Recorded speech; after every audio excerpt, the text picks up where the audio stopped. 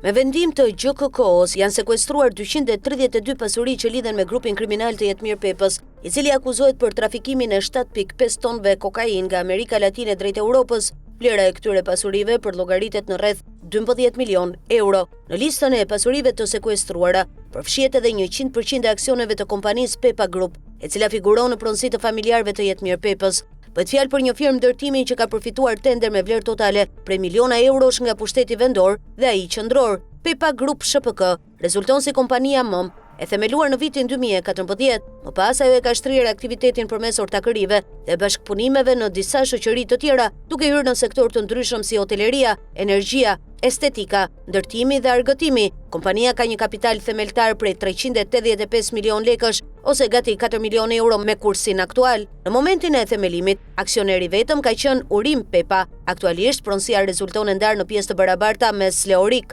Uriola, Brian dhe Brigilda Pepës, të cilët zotrojnë kuota të barabarta të aksioneve. Urim Pepa është vëllai i Jetmir Pepës dhe i Lulzim Pepës. Ky i fundit u arrestua gjatë operacionit të SPAK. Në faqen zyrtare online Pepa Group e prezanton veten si një kompani ndërtimi me përvojë që ofron zgjidhje të plota dhe të personalizuara në fushën e ndërtimit, ndërsa në të njëjtën faqe shfaqet dhe fotografi të punimeve të realizuara, ku përfshihen edhe vepra publike. Nga të dhënat rezulton se Pepa Group ka fituar të paktën 12 tender publik, kryesisht në gara të zhvilluara nga njësitë e qeverisjes vendore, me një vlerë totale mbi 69 milion euro. Mes punëve të realizuara për Bashkinë e Tiranës, përmendte ndërtimi i shkollës Pjetër Budi, ndërtimi i qendrës TEN si dhe rikonstruksioni i varrezave të dëshmorëve. Ndërkohë, tender të tjerë të fituar nga kjo kompani në bashkitë Kukës, Lezhë dhe Fusharrës lidhen me punime rikonstruksioni dhe rehabilitimi, ku përfshihen kanale kulluese dhe segmente rrugore. Në këtë mënyrë, sekuestrimi i aksioneve të Pepa Group e vendos nën mas pasurore edhe një kompani që sipas të dhënave të deritanishme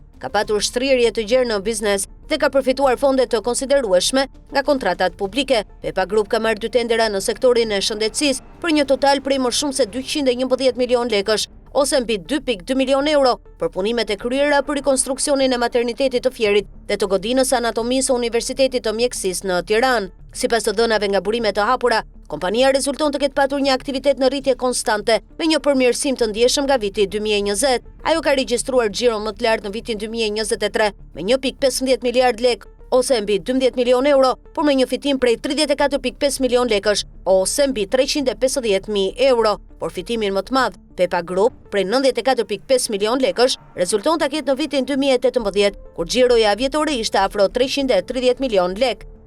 Në bashkëpunim me kompani të tjera, Pepa Group ka qenë fituese edhe në 36 gara të tjera publike, me një vlerë të përgjithshme të tyre që arrin në 6 miliard lek ose 60 milion euro. Aktivitetin e ndërtimit Pepa Group e ka shtrirë edhe përmes kompanisë BIV, ku ajo zotron 50% aksioneve të blera nga Albert Fusha, partneri i saj me pjesën tjetër të aksioneve. Kompania deklaron si aktivitet prodhim të materialeve inerte, betone, parafabrikate, transport dhe eksport i tyre si dhe tregtim të materialeve të ndryshme inertesh, industriale dhe të ndërtimit. Po ashtu, ofron projektim të ndërtimeve civile dhe ushtarake, si dhe ndërtime civile, industriale e turistike. BIV rezulton me një fitim paratatimit prej 19 milion lekësh në vitin 2024, ku ka deklaruar një xhiro prej 58 milion lekësh. Po në fushën e ndërtimit, Pepa Group shfaqet si pjesë e një konsorciumi të udhëhequr nga Gjoka Konstruksion, me 97% të kuotave në shoqërinë AKPL SHPK, e cila ka fituar kontratën e koncesionit për segmentin Kashar Pez Lekaj,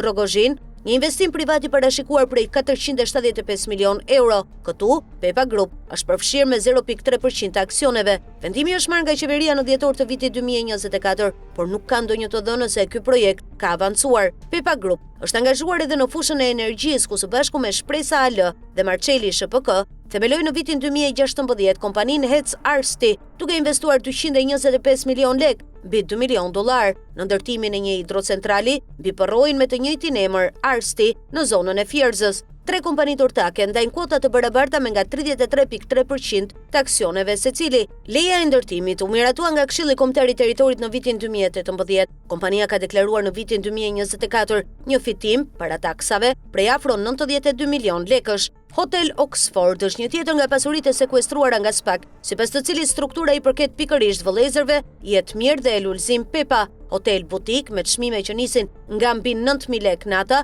ndodhet në zemër të Tiranës, vetëm pak metra larg parlamentit shqiptar. Siç përshkruhet dhe në faqen e vet zyrtare, Hoteli ofron 28 dhoma për mysafirët në 5 kate të një ndërtese, ku klasik janë ndërturet me modernen. Çfarë na bën të veçantë është origjinaliteti dhe ngrohtësia e stilit butik, e cila është e dallueshme si në ambientet e brendshme, ashtu dhe ato të jashtme të hotelit, ideale për ata që kërkojnë të përjetojnë veçoritë e Tiranës së vjetër, kombinuar me një standard të lartë të akomodimit. Papers, i cili është ende në kërkim pas operacionit të SPAK, është sekuestruar edhe një klub luksoz Buzdetit. Bëhet fjalë për klubin Soluna, një ndër më të njohurit për jetën e natës në Shëngjin, ku mbledh qindra të rinje të reja për gjatë sezonit turistik. Në sekuestro është vënë edhe një klinikë estetike luksoze në Tiranë, me zonë Nuve Aesthetics, e vendosur në kompleksin River Residence. Klinika ofron një gamë të gjerë trajtimesh estetike mjekësore, duke përfshirë trajtime fytyre, hidrofashal, peeling kimik, mezoterapi, skin boosters, fill dermal, microneedling, terapi LED, epilime lazer dhe trajtimet avancuara si lazer fraksional CO2, sipas SPAK, shoqëria Pepa Group. Dyshohet se i ka përdorur të gjitha këto struktura biznesi për fshehjen dhe qarkullimin e të ardhurave të paligjshme.